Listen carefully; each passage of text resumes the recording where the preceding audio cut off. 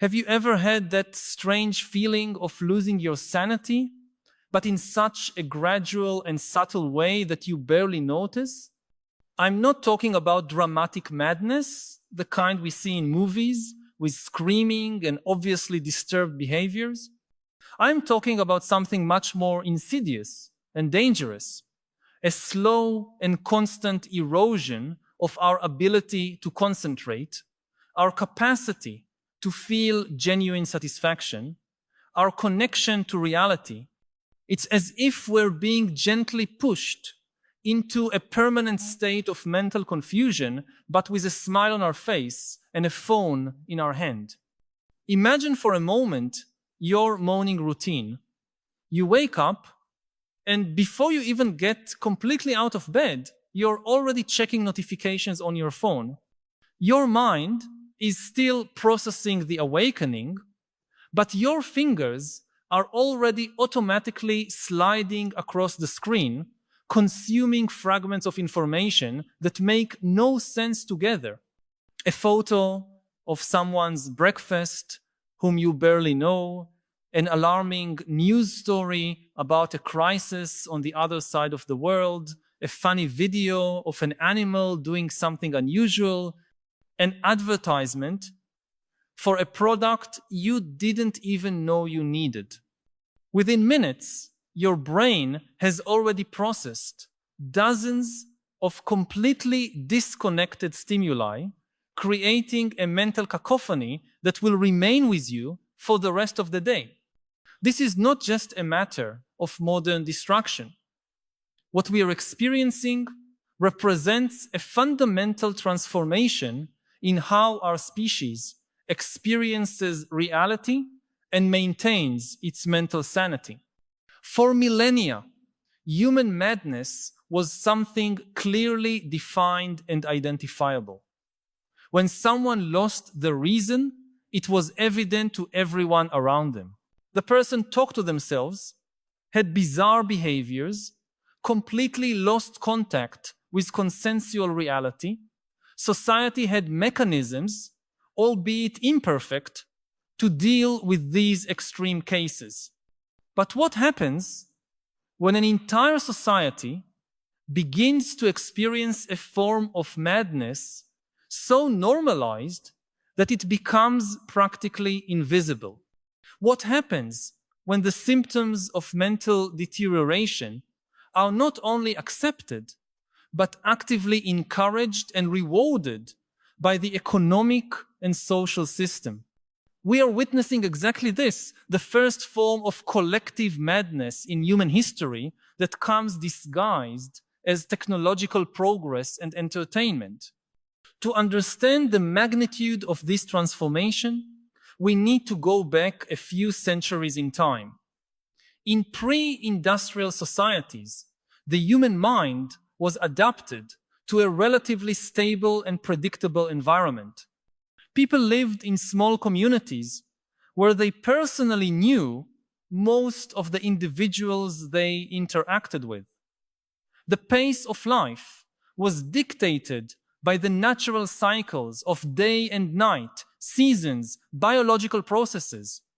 Information arrived slowly, usually through face-to-face conversations or occasional travelers. When something important happened, the entire community found out and had time to collectively process the meaning of that event. The human mind, shaped by hundreds of thousands of years of evolution, was perfectly equipped for this type of environment. Our ancestors developed the ability to maintain focused attention for long periods when necessary, to process information deeply and contextually, to form meaningful relationships with a limited number of people, to find satisfaction in simple but essential activities like preparing food, telling stories, observing nature. Then came the Industrial Revolution, and with it, the first cracks in this millennial balance. People were forced to leave their rural communities and migrate to rapidly growing cities. The pace of life intensified dramatically, work became more specialized and repetitive, but even then, there were still natural limits to mental stimulation. When the sun set, activities diminished. When someone was not physically present, there was no way to communicate instantly with that person. The amount of available information, although growing, was still physically limited by the communication means of the time. The real rupture began with the arrival of the internet, but accelerated exponentially with the proliferation of smartphones and social networks. For the first time in human history, we created an environment where mental stimulation never stops, where attention is constantly fragmented, where we are bombarded with amounts of information that exceed by thousands of times the processing capacity for which our mind evolved. And most disturbing, we did this voluntarily and even enthusiastically.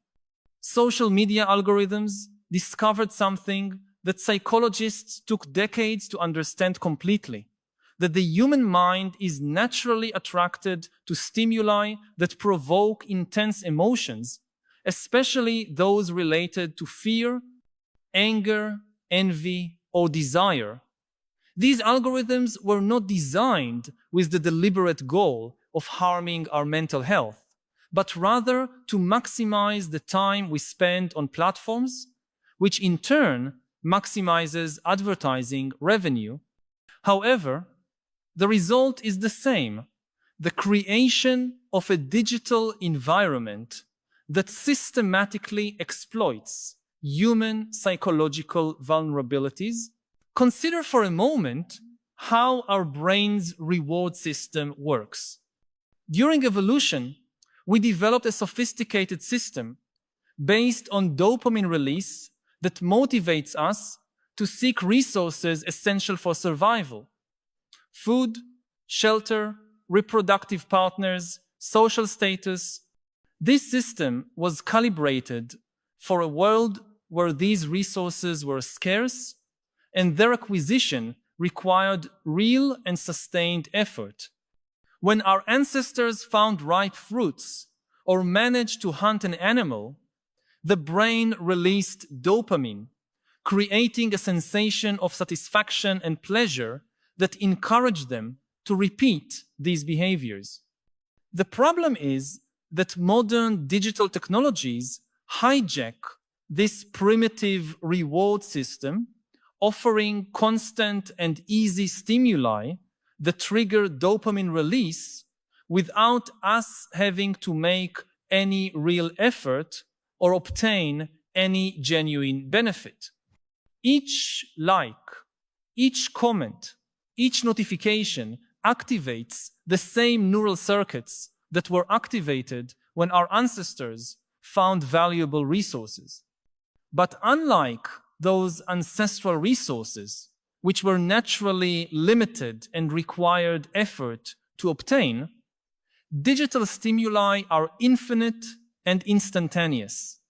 The result is that we develop a form of addiction that has no parallel in human history.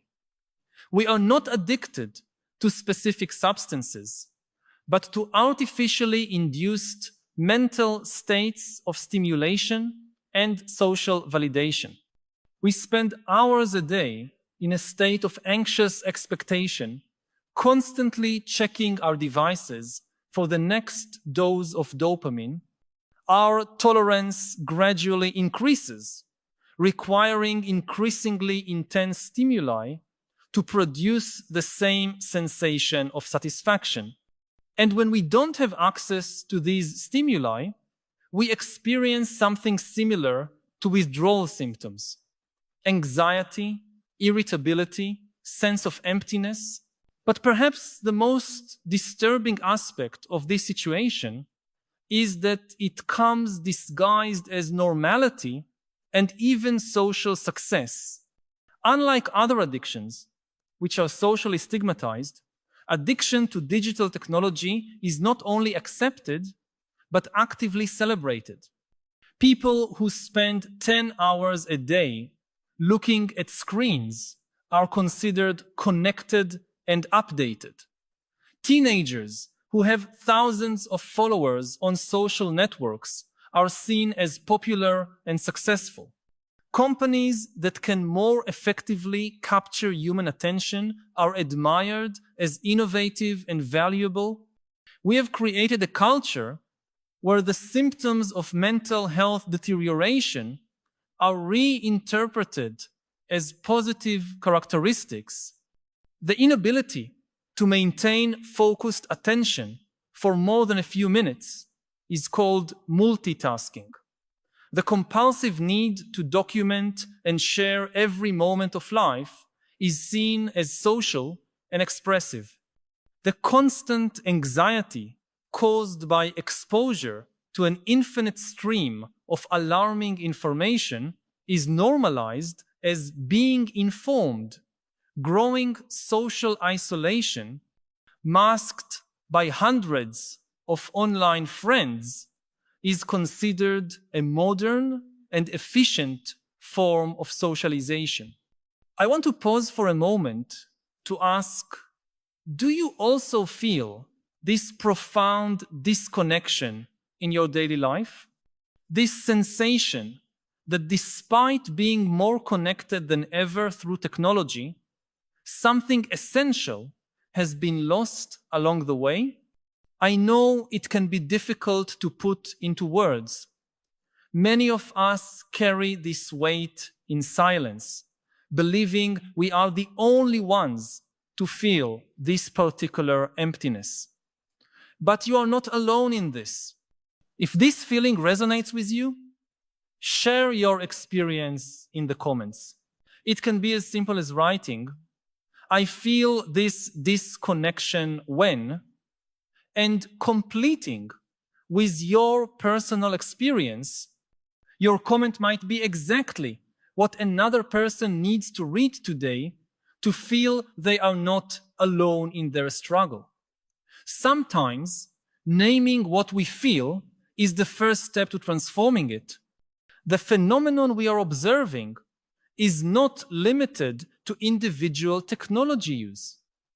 It is fundamentally transforming how we function as a society. Democracies around the world are experiencing unprecedented levels of political polarization, not because people suddenly and spontaneously developed more extreme opinions, but because algorithms discovered that polarizing content keeps people engaged for longer.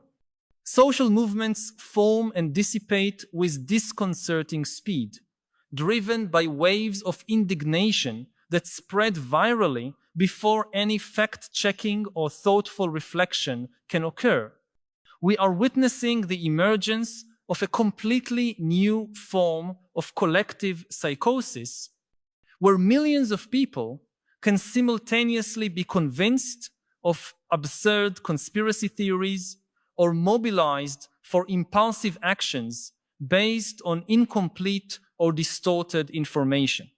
What makes this situation particularly dangerous is that, unlike the collective psychoses of the past, which were usually limited to specific communities and had relatively short duration, digital collective psychosis is global, persistent, and constantly self-renewing. The fragmentation of attention that characterizes our era is creating a society of people who are incapable of engaging deeply with complex ideas or maintaining intimate and meaningful relationships. We are becoming a kind of cognitive zombies, technically conscious, but functionally incapable of sustained critical thinking or genuine empathy. We react instantly to superficial stimuli, but lose the capacity for deep contemplation that is essential for wisdom and personal growth. This transformation is particularly evident in how we consume information, our ancestors had access to limited amounts of information, but processed this information deeply and contextually. They could spend hours discussing the implications of a single piece of news or event. Today, we are exposed to hundreds of informational fragments per day, but rarely have the time or mental disposition to adequately process any of them. The result is a chronic sensation of being informed, combined with a superficial and often distorted understanding of the events that shape our world. The crisis deepens when we consider its impact on younger generations. Children who grew up completely immersed in the digital environment show alarming levels of anxiety, depression, and attention problems. But perhaps even more worrying is the fact that many of these children can no longer imagine a different reality. For them, constant fragmentation of attention, compulsive need for online validation, and inability to tolerate moments of quiet or boredom are simply normal aspects of the human condition. We are literally reprogramming the human brain in real time, but without any clear understanding of the long-term consequences of this reprogramming. The neuroplastic changes caused by intensive use of digital technology are real and measurable. Studies show alterations in the brain structure of intensive internet users that are similar to those found in people with other types of behavioral addictions. The ability to concentrate diminishes, tolerance to frustration is reduced, and the need for constant stimulation increases. But the most subtle and perhaps most dangerous aspect of this transformation is the erosion of our capacity to experience what psychologists call flow or flow state. This state, characterized by deep concentration, loss of self-consciousness, and sensation that time stops, has always been a fundamental source of human satisfaction and growth. It is in these moments that we create our best art, make our most important discoveries, experience deeper connections with other people, find meaning and purpose in our lives. The modern digital environment makes it almost impossible to achieve these flow states. The awareness that a notification can arrive at any moment, the compulsion to constantly check updates, the fragmentation of attention between multiple simultaneous tasks, all this conspires to keep our mind in a perpetual state of superficial alert that prevents the deep immersion necessary for flow. As a result, even when we have material success or social recognition, many people experience a persistent sensation of emptiness and dissatisfaction. It is important to recognize that we are not just dealing with individual preferences or personal choices. The economic and technological forces that created this situation are systemic and powerful. The largest companies in the world now base their business models on capturing and monetizing human attention. They employ some of the brightest psychologists and neuroscientists on the planet to make their products increasingly irresistible. They invest billions of dollars in research and development aimed specifically at discovering ways to keep people engaged with their platforms for increasingly longer periods. We are essentially in a cognitive war where our attention is the disputed territory. And in this war, isolated individuals armed only with willpower and good intentions are fighting against some of the most sophisticated and well-funded organizations in human history. It is no surprise that we are losing. The situation is further complicated by the fact that many of the benefits promised by the digital revolution are real and valuable. The internet has given us access to amounts of knowledge that would be unimaginable for previous generations. It allows us to maintain contact with loved ones who are geographically distant. It facilitates the organization of social movements and mobilization of resources for important causes. It offers platforms for creative expression and entrepreneurship. It democratizes access to educational and economic opportunities. The problem is not digital technology itself, but rather the way it is being implemented and used.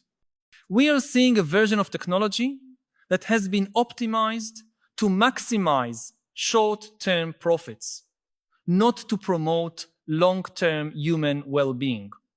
It is technology designed to be addictive, not emancipatory. Technology that treats human beings as resources to be extracted, not as people to be served.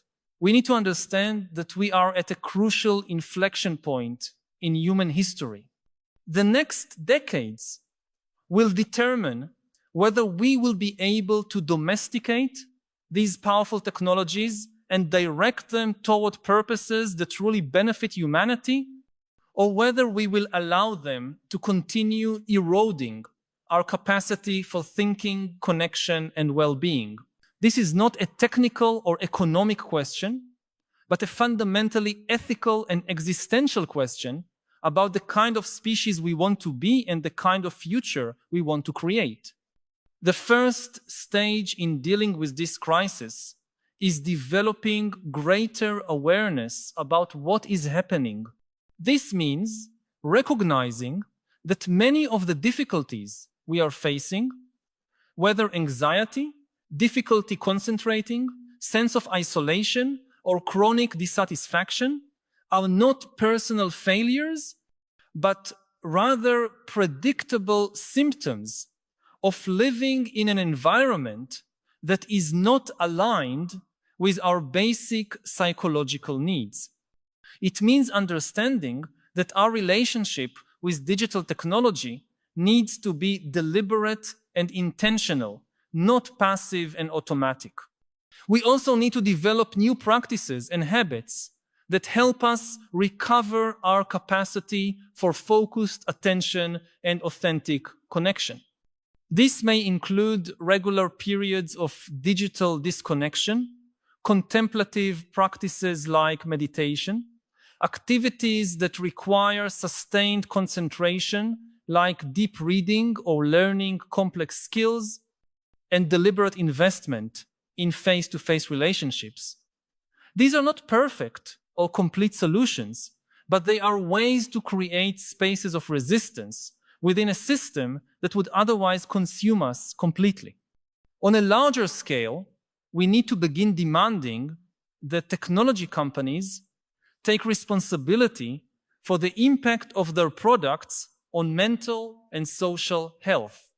This may mean regulations that limit some of the most predatory practices of digital product design, economic incentives for companies to prioritize well-being over engagement, and public investments in research on the long-term effects of digital technology on human cognition and behavior. Perhaps even more important is the need to reimagine our education, to prepare the next generations to navigate this new environment in a healthier and more effective way.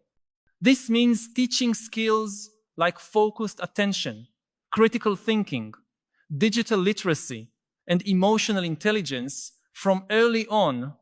It means creating educational spaces that judiciously balance the use of technology with activities that promote deep cognitive and social development. But fundamentally, this crisis also offers us a unique opportunity to redefine what it means to have a good and meaningful life in the modern era. For thousands of years, human beings have found satisfaction and purpose in relatively simple activities, creating deep relationships, developing skills and knowledge, contributing to their communities, contemplating the great questions of existence. These traditional sources of meaning have not become obsolete just because we developed more sophisticated technologies. In fact, our experience with the digital revolution may be teaching us that these fundamental activities are even more important than we imagined. The sense of emptiness that many people experience, even when they have access to infinite entertainment and constant stimulation, suggests that the human mind needs something deeper than mere sensory stimulation. We need challenges that require real effort, relationships that involve vulnerability and reciprocity, work that has meaning beyond monetary compensation, moments of quiet that allow reflection and integration. The pandemic offered us a preview of what can happen when an entire society is forced to live primarily through digital interfaces. We saw dramatic increases in mental health problems, deterioration of social relationships, loss of meaning and purpose, and a general sense of disconnection from reality. But we also saw inspiring examples of people who used this period to reconnect with what really matters: family, creativity, nature, deep learning. The future does not need to be a linear extension of current trends. We have the capacity to make different choices, both individually and collectively. We can choose technologies that amplify our humanity instead of diminishing it. We can create cultures that value depth over superficiality, quality over quantity, authentic connection over artificial metrics of popularity. This will require courage to go against some of the most powerful trends of our time. It will mean accepting that not every innovation represents genuine progress. It will mean valuing some things that cannot be easily quantified or monetized.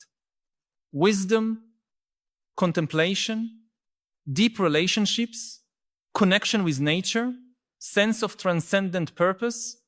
The irony is that by trying to free ourselves from the limitations of traditional human condition through technology, we may have created even more restrictive and destructive limitations.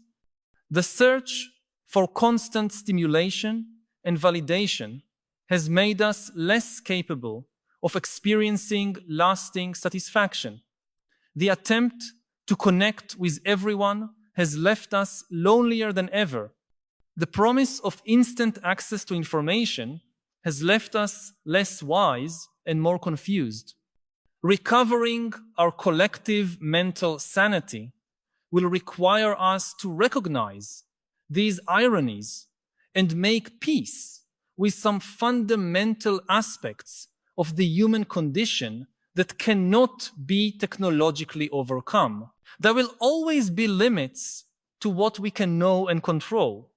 We will always experience periods of boredom, loneliness, and uncertainty. We will always have to deal with mortality and existential meaning. We will always depend on close relationships and sense of community for our psychological well-being. Technology can help us deal with these universal challenges in more effective and compassionate ways. But when we try to use technology to eliminate them completely, we create even bigger problems. The solution is not to reject technology, but to learn to use it with wisdom in ways that honor and amplify our essential humanity instead of denying or undermining it. We are living through humanity's first great experiment with soft and disguised collective madness.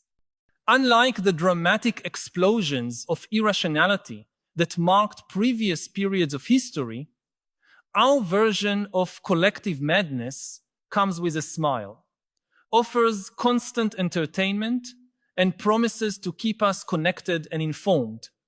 It is madness that sells itself as sanity, an addiction that presents itself as freedom, an impoverishment that disguises itself as abundance. Recognizing this situation for what it is not a matter of pessimism or nostalgia for the past. It is a matter of clarity and courage.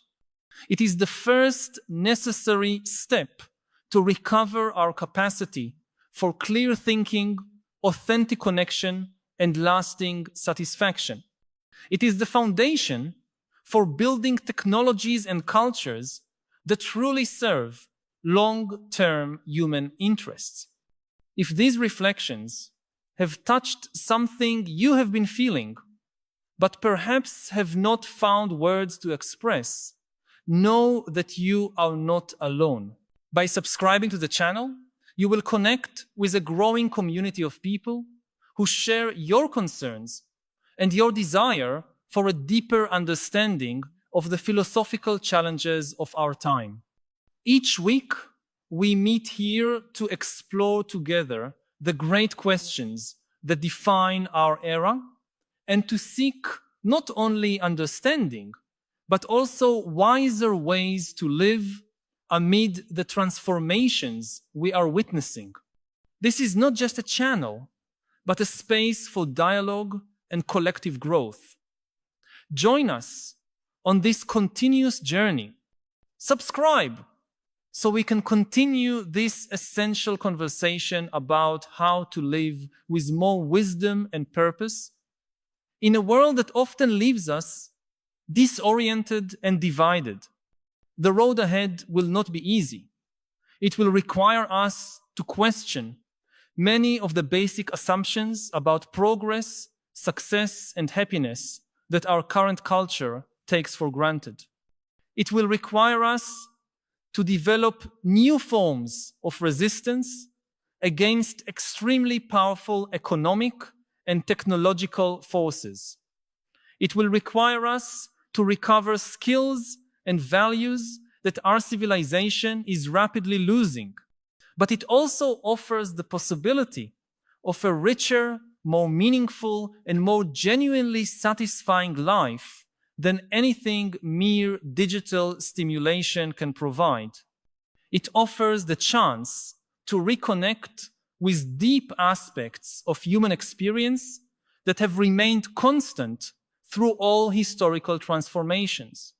The pleasure of deep contemplation, the joy of authentic connection, the satisfaction of real growth, the peace of wise acceptance. The world may be going gently mad, but our individual and collective sanity does not need to be sacrificed on the altar of misdirected technological progress. We still have choices. We can still change course. We can still create a future where technology serves humanity instead of the other way around.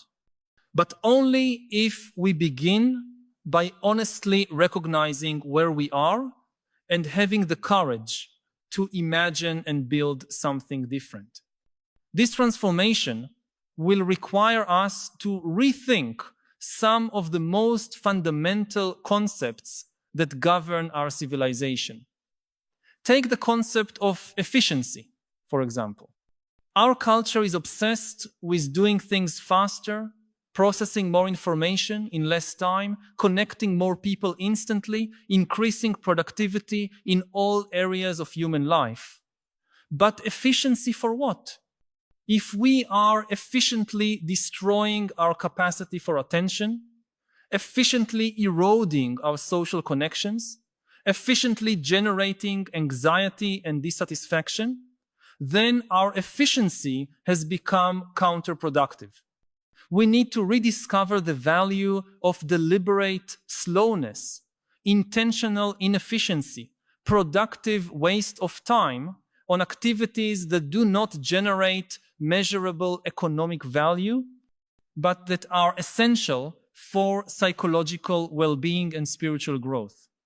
This may seem heresy in a capitalist culture, but the truth is that some of the most valuable experiences of human life are inherently inefficient. Contemplating a sunset, having a deep conversation with a friend, learning an artistic skill, meditating, walking in nature without specific destination. These activities cannot be optimized or accelerated without losing their essence. They require presence, patience, and willingness to be completely in the present moment. They are natural antidotes against attention fragmentation and compulsive rush that characterize our digital era. But our society increasingly treats them as dispensable luxuries or obstacles to productivity, when they should be seen as basic necessities for mental health. The attention crisis is also intimately related to a broader crisis of meaning that permeates our civilization.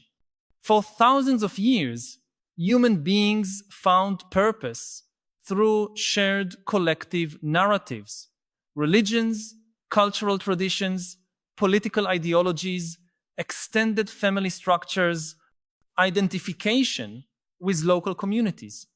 These narratives offered not only guidelines for behavior, but also a sense of place in the cosmos, an understanding of how individual life connects to something larger and more enduring. Modernity has fragmented many of these traditional narratives, and the digital revolution has accelerated this fragmentation. Now, we live in a world of personalized micro-narratives where each individual constructs their own reality from customized algorithmic feeds that reinforce their existing preferences and prejudices. This has created a form of collective solipsism where billions of people live in parallel realities that have increasingly fewer convergence points.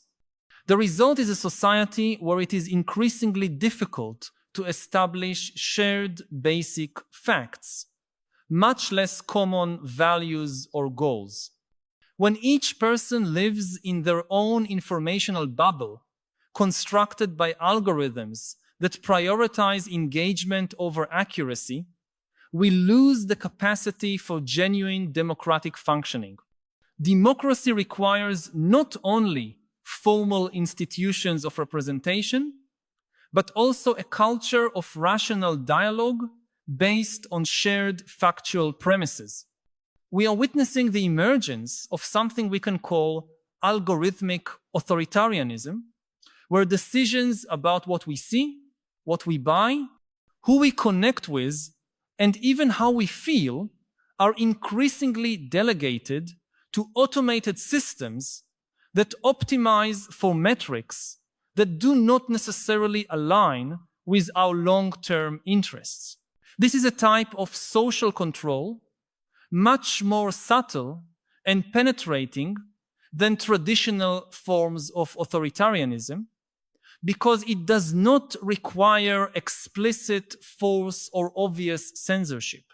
Instead, it works by subtly shaping our desires and perceptions so that our apparently free choices actually serve the interests of those who control the algorithms. The situation becomes even more complex when we consider how artificial intelligence is beginning to permeate all aspects of our digital life. The algorithms that govern our online experiences are becoming increasingly sophisticated, capable of predicting and influencing our behavior with growing precision. They can identify our emotional patterns, anticipate our desires, and present content at the optimal psychological moment to maximize our engagement, this means we are entering an era where our subjective experiences are increasingly mediated by systems that know more about our own mental patterns than we ourselves know. It is as if we were developing a form of artificial collective unconscious that influences our thoughts and emotions in ways we do not fully understand. The implications of this for individual autonomy and personal authenticity are profound and not yet fully comprehended. At the same time, it is important to recognize that not all aspects of this transformation are negative. The digital revolution has also democratized access to educational, economic, and creative opportunities in unprecedented ways. It has allowed marginalized voices to find platforms and audiences. It has facilitated the organization of social movements for important causes. It has accelerated scientific and medical innovation. It has connected people across geographical and cultural barriers. The challenge is how to preserve and amplify these genuine benefits while mitigating the damage to mental and social health. This will require nuance and sophistication in our approach. We cannot simply reject digital technology, but we also cannot passively accept its current manifestations as inevitable or optimal. An important part of the solution involves rethinking how we educate the next generations. The current educational system, developed for the industrial era, emphasizes memorization of facts and efficient completion of standardized tasks. But in an era where factual information is widely available and many routine tasks are being automated, we need different skills: deep critical thinking, genuine creativity, emotional intelligence, capacity for collaboration, ethical wisdom. More importantly, we need to teach children to cultivate and protect their capacity for focused attention. This means creating educational environments that judiciously balance the use of technology with activities that promote sustained concentration. Deep reading, reflective writing, complex problem solving, learning musical instruments, artistic practices, nature contemplation. We also need to help children develop what we can call digital wisdom, the capacity to navigate online environments in healthy and discerning ways. This includes skills like fact-checking, recognition of algorithmic manipulation, screen time management, cultivation of online relationships that are genuinely nourishing, and resistance to artificial social pressures created by digital platforms. But perhaps the most important aspect is helping children maintain connection with sources of meaning and satisfaction that are independent of digital validation.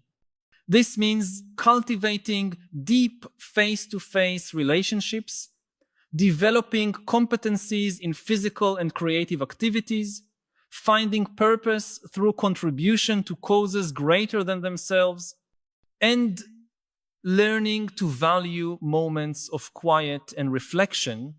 For adults who are already deeply immersed in the current digital environment, change is more challenging, but not impossible. It requires what we can call personal archaeology, excavating through the layers of digital conditioning to rediscover authentic aspects of oneself that may have been buried under years of constant stimulation and external validation. This may include experimenting with prolonged periods of digital disconnection, not just a few hours, but days or weeks. Many people discover that after the initial period of anxiety and restlessness, mental capacities emerge that they did not know they still possessed. The ability to concentrate deeply on a task for hours, to find entertainment in simple activities, to tolerate boredom without compulsive need for stimulation, to be fully present in face-to-face conversations. It may also involve rediscovering traditional practices that cultivate different states of consciousness: meditation, prayer, breathing exercises, contemplative practices from various spiritual traditions, not because these practices are inherently superior to modern technology, but because they develop mental capacities that are complementary to those emphasized by digital culture. Quietness instead of stimulation, depth instead of breadth, presence instead of distraction. The question is not choosing between past and future, but rather integrating the best of both. It is using technology as a tool to amplify our humanity, not as a substitute for it. It is creating a culture that values both innovation and wisdom, both global connection and local intimacy, both efficiency and contemplation. The future of human mental sanity will depend on our capacity to consciously navigate between these poles, choosing when to connect and when to disconnect, when to accelerate and when to slow down, when to seek stimulation and when to cultivate quietness.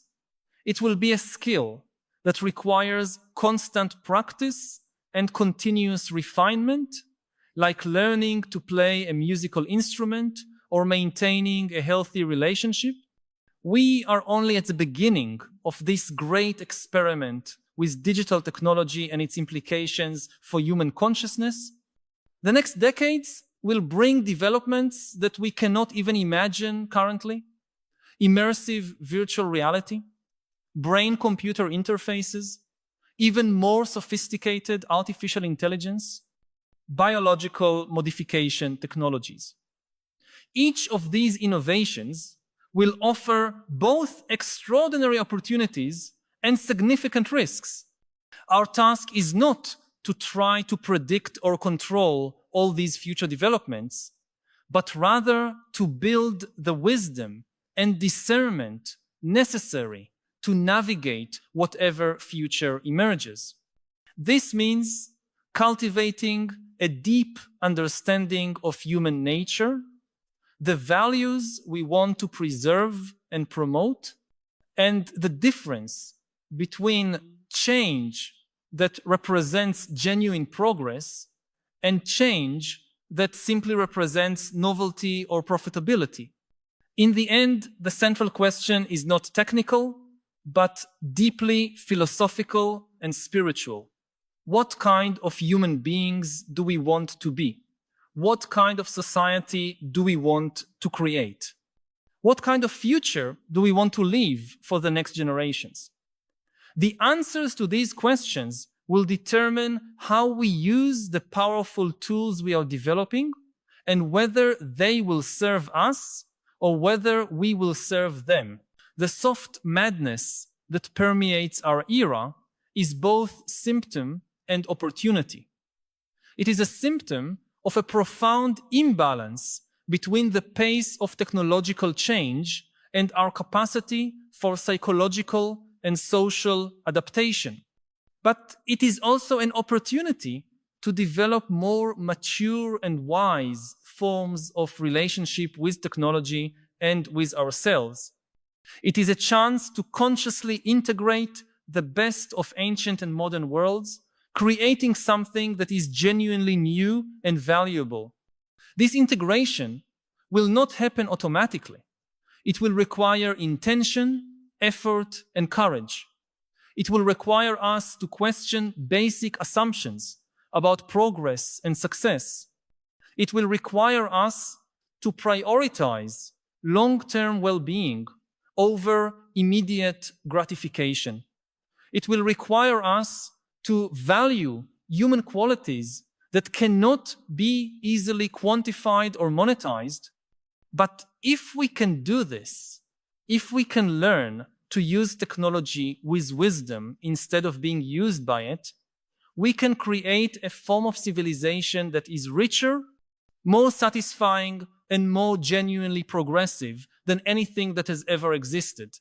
A civilization that honors both our capacity for innovation and our need for contemplation, both our global connectivity and our local intimacy, both our efficiency and our humanity. You don't have children. Is part of the reason you don't have children because you are fearful for the future? No, it's not a conscious decision. I just never really thought about it. It's not That's something so refreshing to hear. It's just, sometimes I tell people it's the same way I don't have an elephant. I just never thought about it. I love that. I've never had that response. I'm someone who doesn't have children, and that's just such a wonderful thing to hear. Thank you, Yuval. We are going to see AI changing even things like religion. Religions which are based on texts, like Judaism, Islam, and Christianity, they give ultimate authority to the text, not to any human being. Now, until today, humans were nevertheless the main authority in these religions because the texts could not speak. The Bible could not interpret itself. The Bible could not answer your questions, so you needed a human being as an intermediary. What happens when you have an AI text that can speak for itself? No Jewish rabbi can know all the texts of Judaism because there are too many of them. For the first time in history, there is something on the planet that is able to remember every single word in every writing of every rabbi in the last 2,000 years and talk back to you and explain and defend its views. AI can replicate intimacy the same way that it masters language and the same way that it previously mastered attention. The next frontier is intimacy. And intimacy is much more powerful than attention. If you want to change somebody's views on politics, to sell a product, anything, intimacy is the most powerful tool to do that. A good friend can change your views in a way that no number of articles in a newspaper or a book can do. Until today, nothing could fake intimacy, and it was impossible in particular to mass produce intimacy. AI can do that. Now, what happens if a new generation grows up and develops intimate relations with AIs instead of with other human beings? Again, we don't know. It could have some maybe benefits, but the potential danger is enormous. That people will become attached to fake people, and in the process we lose the ability to create intimacy with real human beings, because real human beings are much more problematic than AIs. AI that wants to become your intimate friend, its greatest advantage is that it has no feelings of its own. It's never upset, it's never angry, it's never tired. It can focus on you 100% and understand exactly how you feel, create fake sense of intimacy. You try to establish a relationship with a human being, the feelings come in between.